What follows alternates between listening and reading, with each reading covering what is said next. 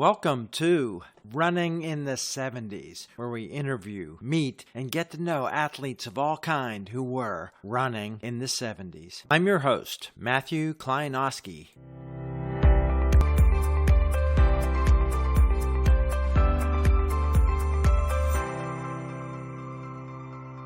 Hi, we're back, continuing the discussion with Creigh Kelley. Lots more fun ahead. Let me ask you about these names. All right. Steve Francis, Mark Muggleton, Pete Lucas. Yeah, Mark Muggleton, I think his nickname was Muggsy. Yeah. I just remember him as just an extraordinary, first of all, he had a great personality. I always think of the guys from Boulder. We were definitely differentiated. The Boulder guys and the people, the others. We always said you had to have a visa to go to Boulder. That's great. They had a little subdivision there too. Oh my God. I can tell you a number of stories. One was Double R, Rick Rojas, who held the world record, I think, at 15K for a while. He probably held some other records. Great coach today. And his daughter is extraordinary, who happens to be, ironically, I learned way after the fact, is good friends with my daughter, Paige. It's just funny how we interconnect. I decided I'd go to Boulder to run with a couple of the guys. You always feel like maybe you'll get faster if you run with faster people, and it usually worked. Rojas had this one workout called 3-2-1. And he said, "You're going to like this workout." I would literally drive almost an hour to go run with these guys and drive home again. I said, "What is it?" He goes, "We run 3 minutes at what you think is your 10K race pace. Then we jog for 3 minutes." And you did it, and the leader would go to the back, and then the next guy would. The ladder. Yeah. And so you'd run easy for 3 minutes, then you'd run hard for 2 minutes at your 5K pace. And then you'd run easy for 2 minutes. Then you'd run 1 minute at your 1 mile pace. And then you run easier for 1 minute, and then back, and you just kept doing this for an hour. It's shot a minute. It's great for the first 30 minutes, but then it gets tough. Another time, I'm reflecting on the Boulder guys with Bernie Allen from Great Britain. He's the one that started the flag shorts, if you remember. There was there was Canadian flag shorts, there were US flag shorts, any country you want. And it was, his company was called International Sports. Incredibly, I was in an ad shot. The first time I ever was in an ad shot where they did a filming photo session, and I was wearing International Sports clothing, and I had really long hair. It was awesome. And I remember who the model was that I was running with. She wasn't a really good runner, but she was very attractive. We're running on Chautauqua Park, I think, but we're running on these trails. There were 2 or 3 guys, and Bernie was leading, and the guy that I was following, maybe 5 feet, 10 feet back, leapt all of a sudden in the middle of the trail. And he said, "Rattlesnake." By the time I'm jumping over a rattlesnake, I'm like, oh my God. I have some very interesting memories of running in Boulder with the guys, but the guys from the Boulder Track Club, what's called the Boulder Running Club, Boulder Track Club, versus the guys from Fort Collins and Denver, they really had a basic conflict. John Sinclair was no fan of the guys in Boulder. He liked to beat them, and he did on a regular basis. It was an interesting time. There were very strong personalities. When you have a Frank Shorter, Herb Lindsay, John Sinclair. Was Centrowitz part of Boulder? Was he ever over at your place? No, he wasn't. But yeah, I always think of him because last time I talked to him personally, he was coaching up in Georgetown or somewhere, but I can't quite remember. But he was part of a clinic at Cherry Blossom. He was just one of the funniest guys you ever want to meet. But if you heard him and Bill Rogers get into conversations, it was like they're on another planet. They were just hysterical. And then, of course, his son, fabulous athlete. But yeah, the dad, he's a great guy. The point was, There were so many great athletes. I remember Pat Porter. I represented him for a time as an agent, and he didn't associate with the guys from Boulder particularly. It was us against them kind of thing. And he enjoyed beating those guys whenever he could. There was really that atmosphere. It was interesting. You've had a lot of different contributions and experiences in the sport. We're going to start branching off, but All right. Yeah. I just want to go back about your running logs Yeah. because you've had the breaks in running, the smoking years, the military years. When did you start logging and how I did started that? logging in Atlanta when I started running again. That was when I started. It was funny. There was a president's fitness challenge or something, and they gave you a log sheet or something. So that was my first effort at logging. But eventually, Jeff Galloway started having running logs. So I would use his. I keep looking up because upstairs there's probably 30 or 40 of my logs sitting there. Every once in a while, I'd have friends come over and run with me. And we still do. We'll meet at my house at least once a week. We used to do it 5 or 6 days a week from here. It was hard to reconcile getting slower. And they say, "Did you ever really run fast?" And I say, "Let me go get my log. I'll show you what I did for workouts." It was a defensive mechanism, but it is fun to go back because historically, you forget that you did this training run with these incredible athletes at different times. I got to run with Bruce Fordyce. Bruce Fordyce won Comrades and the greatest road race in the world, I think, in South Africa. I was just so blessed I got to do these things. That makes me think it's pet project. I would like a running Hall of Fame museum to have a section of bequeathed running logs. Oh, that's It's a part know, of running history. out in California, a great writer, also an excellent commentator, announcer. Why am I blanking on he and his brother, Finelli? Mike Finelli has in his garage a collection of memorabilia. You want to interview somebody that will just keep you spellbound with what his knowledge base is. He's the guy. I bet he has some training logs. I wouldn't be at all surprised. He certainly is religious about tracking his mileage. He's a great guy. Gary Finelli, his older brother, I represented him for a period of time. He's insane. He's just funniest guy ever. But yeah, he was a character during his running time. Have you added them up? What's your mileage total if you I had to haven't. guess? At one point, I know I was averaging over 40 miles a week for 30 years or something. My running started to volume wise wane definitely after I got stage 4 cancer in 2012. And I was probably in the best shape I'd been in 15 years. At that point, I decided to do double workouts that previous summer. Had no idea I had cancer. I had secretly entered a race in Oklahoma online so that nobody would know me. I would just assume that a small 5K in another city, in another state, I would go unnoticed because the people that do the data entry and everything else wouldn't, unless they by chance knew me. And I didn't announce very much in Oklahoma. So I'd enter this race with a sole goal. I wanted to break 20 minutes for a 5K. And I was 64, 65 years old. And so I trained my tail off all summer long. Then a month before that race, I went for my annual physical.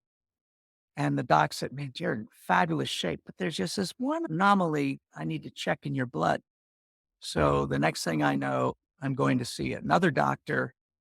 And the next thing I know, they say, "We need to operate on you in the next 2 weeks because we found cancer and we need to get it out of there." At that point, the cancer had metastasized.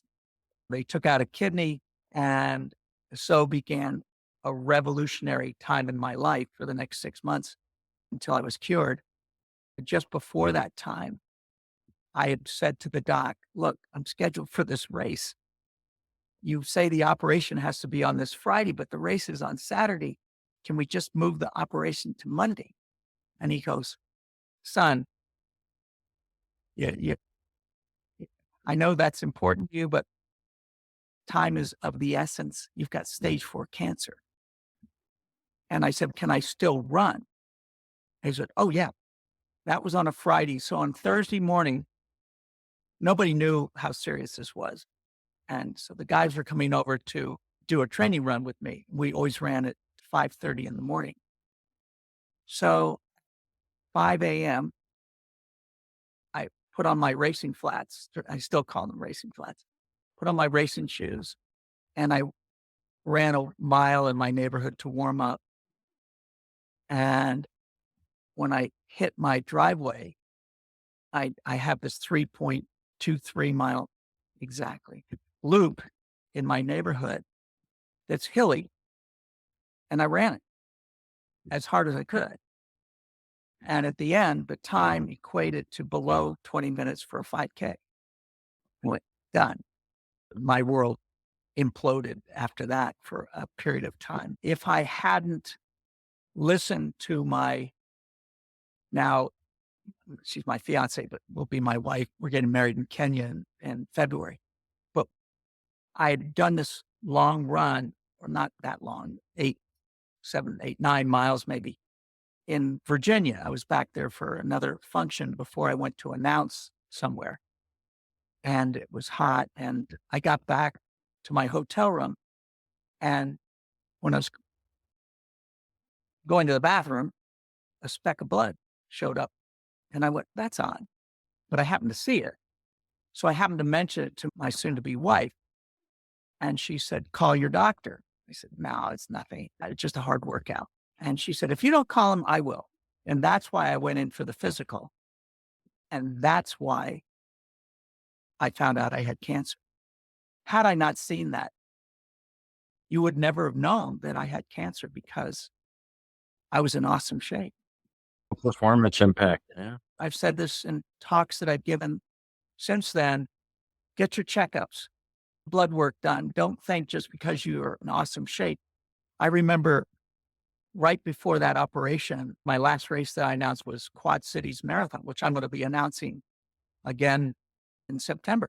Frank Shorter was an invited guest, and I was just the announcer. He and I, this funky relationship for all these years. But he had just survived skin cancer, and pretty serious. And his life story had just finally come out, I think, in Runner's World.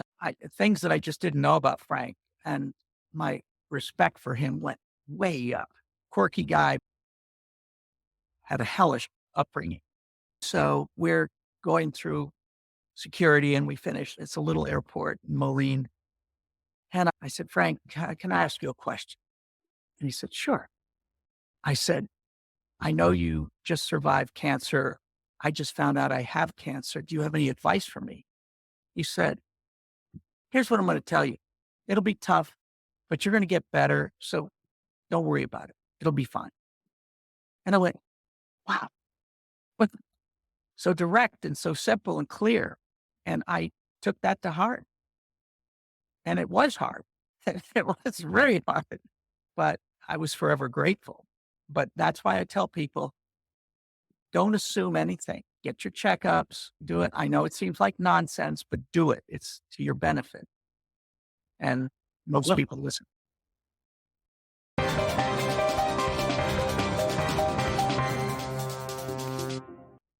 You seem like an open, personal guy. Let's just go a little bit just for background for people. Sure. People have been lucky enough not to have cancer. What is stage 4 cancer?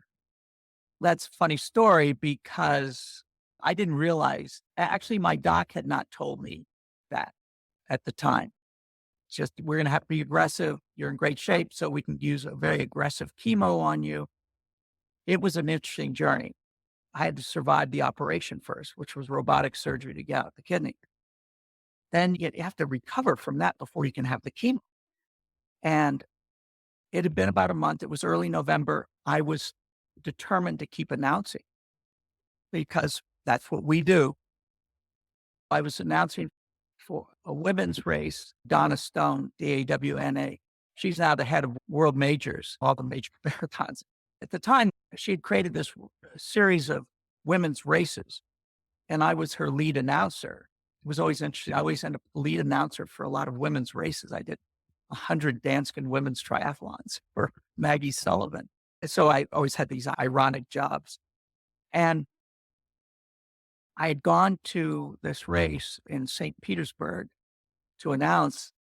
Didn't feel really great because I had my first round of chemo, but I was insistent that I was going to go announce. I was walking to the starting line, but I was feeling very wretched. I literally was getting physically sick on the way to the start line, walking in the dark. Went over to the medical tent. I put my announcing book down at the announcing stand and said I'd be right back. We hadn't started the event yet. And I went over to the medical tent and I said, "Hey, you have something for my upset stomach to calm me down?" And he said, "Are you taking any medication?" And I said, "No, I'm not taking any medication unless you count chemo." He said, "Chemo?" Yeah, that counts. Yeah. I literally said that. And he said, "Oh my God, you're dehydrated. You can't be dehydrated." He said, "You're going to the hospital." I said, "I'm not going to the hospital. I got to go announce." He said, "You're going to the hospital." And so off I went to the hospital. I came back from that. They put me in another hospital back here in Denver. Donna Stone insisted I stay at her house to recover, but I said, "No, I'll fly back." This is all weird. It was almost surreal. I was met with a wheelchair. Yeah. When I picked up the plane in Denver, I was so embarrassed by the whole thing. I spent the night at my house and they immediately put me back in the hospital. Eventually, my doc, Alan Cohen, amazing man, I went to see him after I got out of that. I said, "Doc, everybody's asking me what stage cancer I have." And he said, "We're going to get you through this, but you're stage 4." And I said, I thought I might be like stage 2 or something. And he said, "I don't think you understand. There are 5 stages of cancer." Oh, yeah. I went, "Oh, wait, what?" And so he said, "You're in such great shape," which is again what I tell people. This is why we stay in shape. You may be slower and older, but you stay in shape because you'll thank your lucky stars because you don't know when tragedy could be around the corner. You need that fitness. It was very serious. In fact, we always had a Christmas party, a winter party around the holidays. We still do, but it's a fundraiser for my charity in Kenya. But at the same time, it's a way to reconnect with friends after a year or so. At this particular time in 2012, everybody came. I had friends from out of town come. I had guys that I'd been training with 15, 20 years before that showed up. And I was a ghost. I've seen pictures. My hair may be white silver now, but it was deathly white. And I was pale, thin. I was back to my running weight in college. Later on, I asked Renee, I said, "God, what is strange. All these people showed up." And she said, "No, they just want to see you." I learned later, they all thought I was dying. Yeah, they thought it was the last time. Yeah. Yeah, last chance. I said, "I fooled you." But the point was, it humbled me and it made me ever grateful for my running community. You find out who your friends are pretty quick when you're really sick. That either they'll run for cover because they can't face it or they embrace you. It was really a cathartic moment for me, that 5 or 6 months. Let me ask you one more personal dig into this. Yeah, sure. We'll hear the stories of people who had accidents or military war Yeah, well, incidents that changed their lives, changed their bodies, and some of them will reflect back and say, "Glad it happened." yeah. How do you feel about this now? I certainly am not glad it happened. I mentioned that I was grateful that I never got wounded in Vietnam. It's by the grace of God and chance that you hear the zip of bullets going by you, but doesn't get you, but gets that guy. Anybody that's going through a life-threatening struggle, the older you get, the more you see around you people one of the co-captains of our cross-country team just died of cancer after a long struggle. A buddy of mine, and we stayed in close touch. He lived up in New Hampshire. I remember telling Renee that I'm going to call him every month. I'm going to stay in touch with him because a lot of people didn't stay in touch with me because they didn't want to face the reality. But I said, I will stay in touch. He said, I can't believe you keep calling me and I don't have anything really positive to say. I said, hey, well, all we have to do is think back to some of those things we used to do and start laughing about it. And maybe it'll take your mind off this. And he said, if I make it to Christmas, I'll be lucky. He passed in April. But the point is, you've got to embrace life. I've always been at some level irresponsibly, some level in a good way. Carpe diem, seize the day, seize the moment. You don't know what's around the corner. You don't. And do good works. Try to be better today than you were the day before. Your running may suck now. I was telling somebody the other day, I was giving a talk. I said, it is hard for me to reconcile that my training pace now, if you divide by 2, that was my training pace 30 years ago.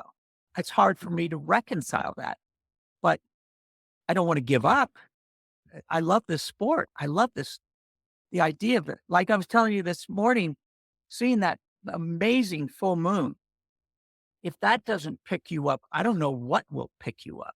It made me reflect on the incredible things that are going on in the world that, yeah, there are a lot of negative things we read about. And it wasn't more than a footnote, sadly, but that India landed on the south part of the moon, and they're going to discover water there, I'm pretty sure. I just think remarkable.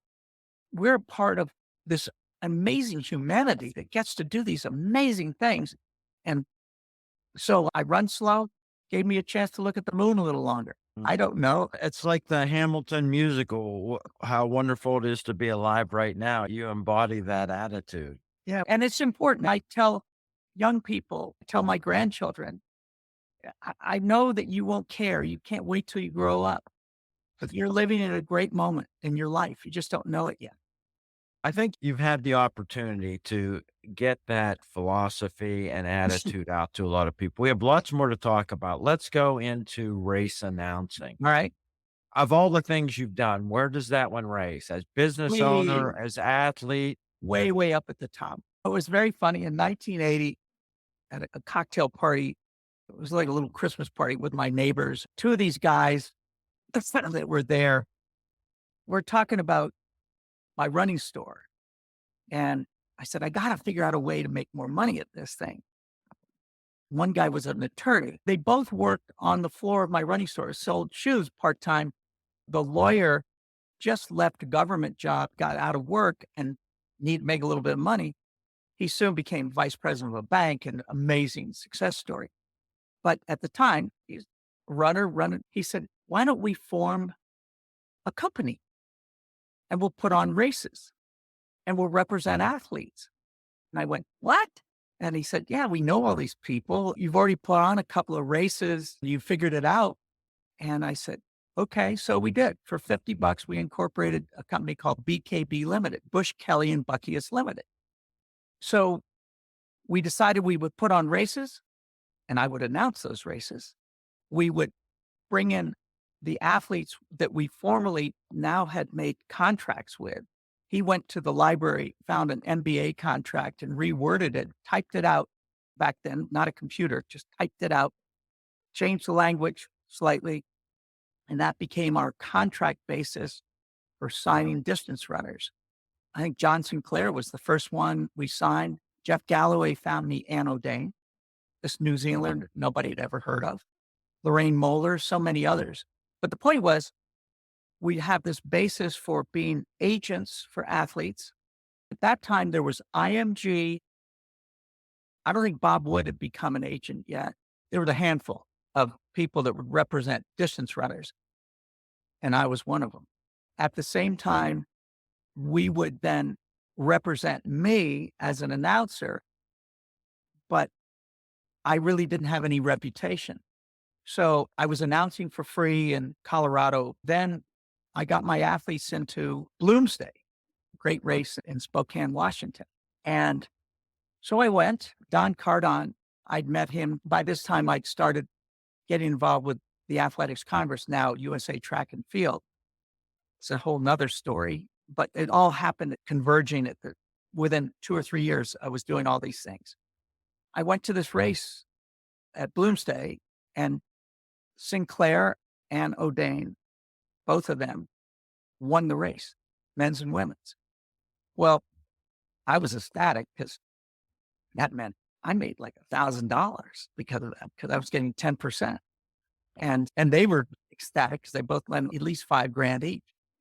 I talked to them both briefly, and then they went to warm down. I said, don't forget, there's an award ceremony. You got to be back for that. And they said, absolutely, which is another note that I'm disappointed how few athletes at local races stick around for the award ceremonies.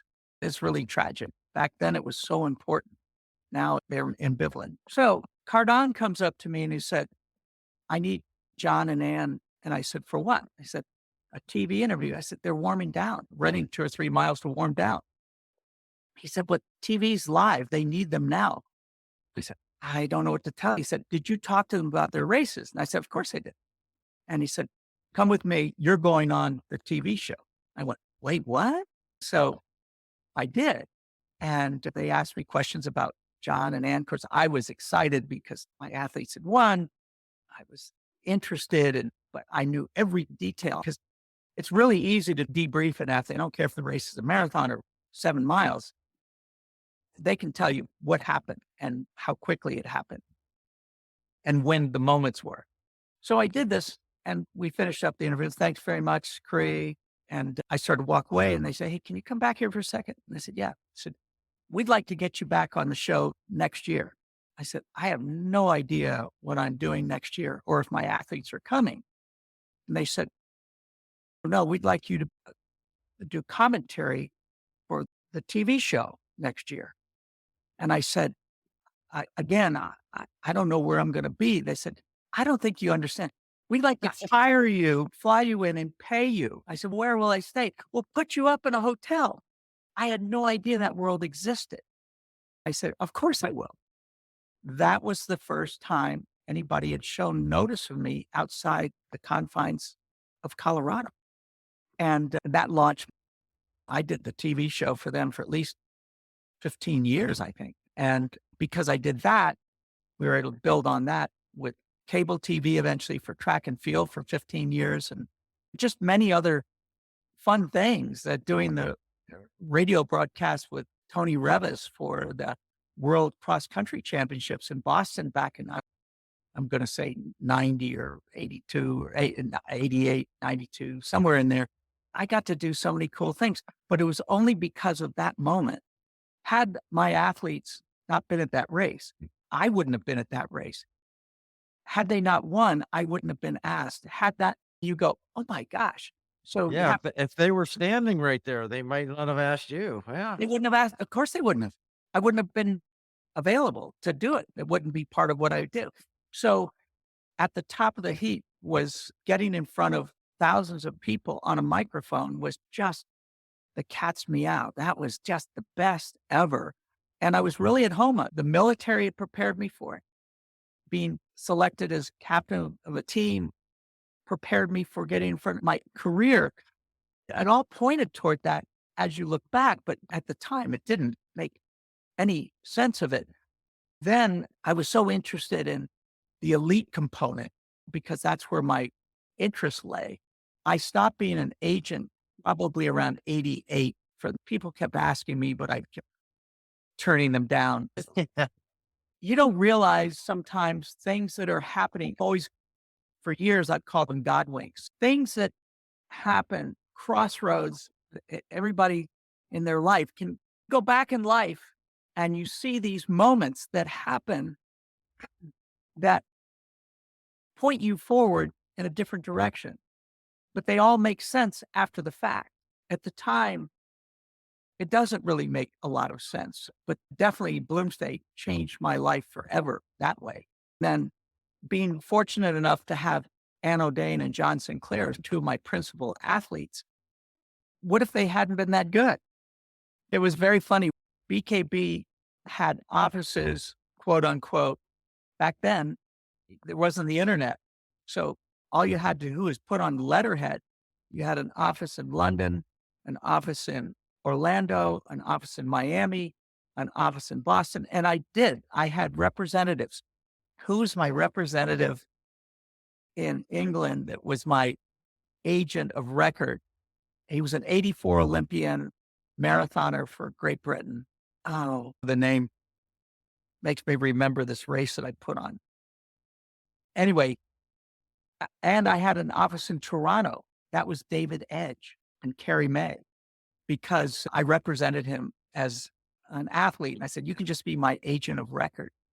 So my masthead on my stationery looked awesome. What's his name? 84 Marathon Olympic team, Great Britain. Coe was on that team. Charlie Spedding. That's who it was. Charlie Spedding. So very funny.